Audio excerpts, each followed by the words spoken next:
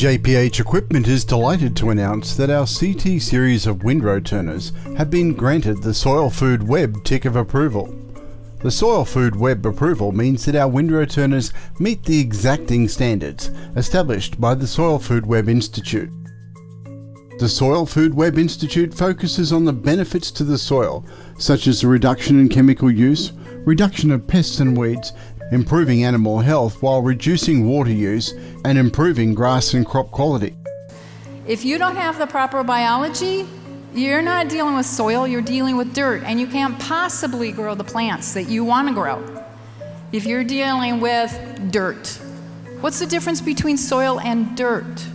Soil requires the presence of the living organisms in your soil. You must have bacteria, fungi, protozoa, nematodes, microarthropods, mycorrhizal fungi, all those cute little creepy crawlies in the soil.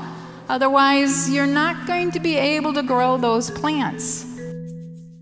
The Soil Foodweb Institute was founded by Dr. Elaine Ingham, a world-renowned soil biologist who continues to study the microbial life of the soil, which in large part explains why agriculture works.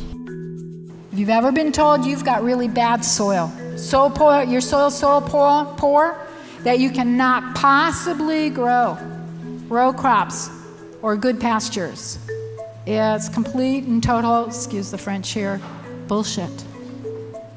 Because we can too.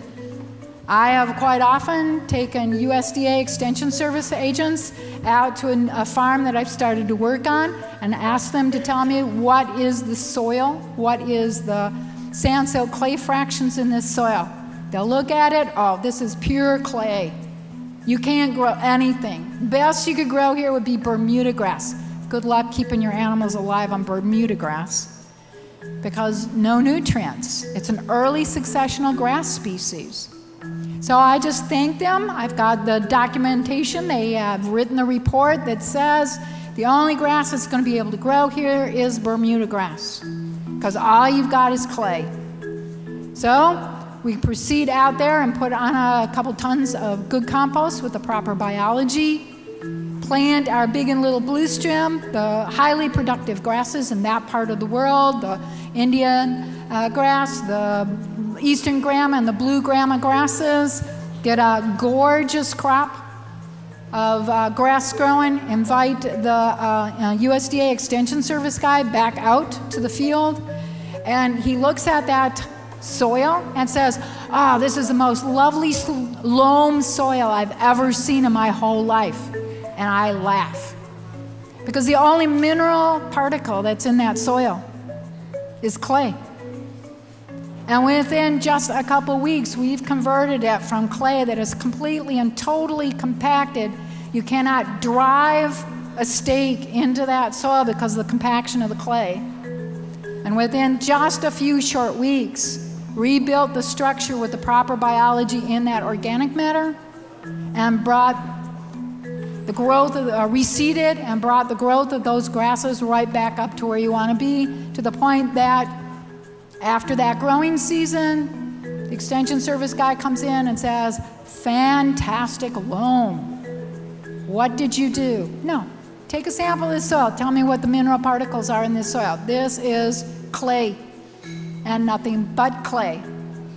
But we've put the organic matter and the organisms back into the system, and we're keeping our herd alive on very little pasturage because you don't need it if you've got the biology back in the soil.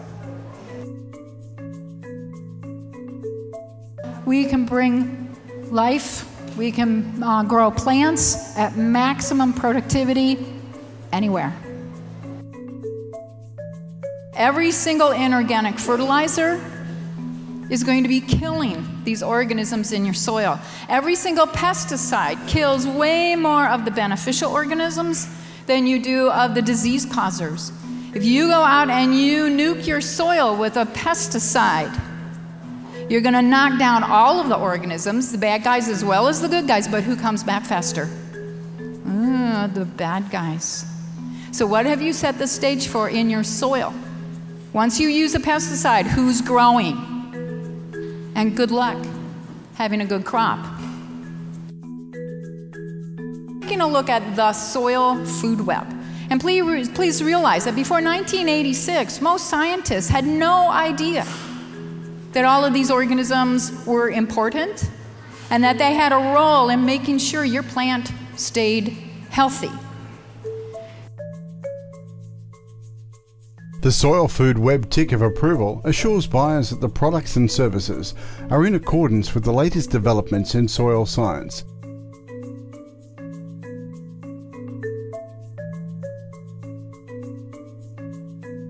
JPH equipment offers a complete solution to reducing on-farm fertilizer costs. It's not just about selling a piece of machinery, but providing to you all the practical expertise in how to continually deliver a better quality product to the farm gate. If you'd like to know more about any of the JPH equipment products, visit jphequipment.com.au or call 0411 897 575.